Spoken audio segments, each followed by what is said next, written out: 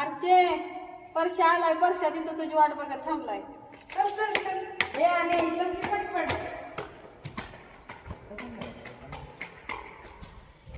ए मंग्या काय म्हणला मी तू परशाला? ए यारचे ए मंग्या सोड त्याला. तू हात तर लावून बघ बरं परशाला. यारचे तुला मराठी सांगितलेलं कळत नाही का इंग्लिश मध्ये सांगू?